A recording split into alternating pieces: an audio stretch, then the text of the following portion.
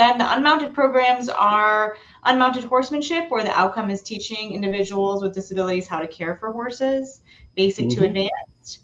And then equine assisted psychotherapy, which is our mental health program, and that we serve nonprofit groups, veterans, and individuals. And then we have equine assisted learning, which teaches leadership and presence in and amongst horses too.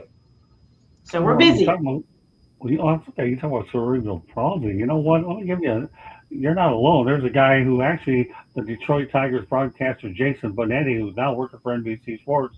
I don't know if you've heard his name or not, but actually Yeah. he has it too, and he's doing pretty well for himself. And I got to know him last year. So cerebral palsy, let's face it, people work around it, but they live a pretty good lifestyle with it.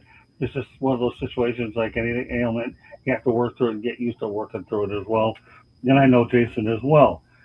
Now, one of the things I thought was cute when you gave me a testimonial over at the chamber meeting before is how when we did our one-on-one interview, you talked about the 70-30 approach that I had. And I know that we talked a lot, but I love you, Molly, for saying, I want to remember the 70-30. So for your first show, you ever heard of Don Mattingly? Have I heard of him? No, I haven't. Well, a lot of New York Yankees fans have, and I had opportunity to talk to Don Mattingly, who's now currently with the Philadelphia Phillies, and I interviewed him, obviously, and he had on the Motor City Mad Mouse show with the remote version. And you know what? Candy's going to go ahead and insert a clip of what he thought about the 70-30 theory, and I got the idea, Molly, because of you. And with all due respect, Don to me is just one of the most unbelievable people. I want to make sure we get your show started on a note that, if you didn't know Don Mattingly, Molly, you know him now. Go ahead, Awesome. Candy.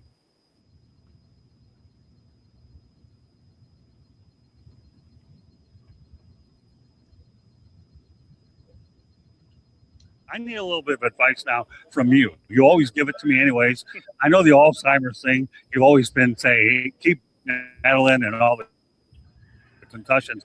But now I'm looking at probably expanding my portfolio to go 70-30 non. You know what?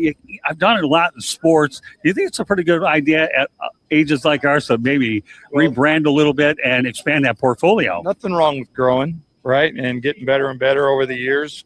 And I don't know if I don't really talk about retirement. I just talk about doing less. Right. And I still love being a part of the game. And the same for you, right? You want to be a part of the game or whatever your interests, where they lie. Yeah. You should never just go home and sit around the house.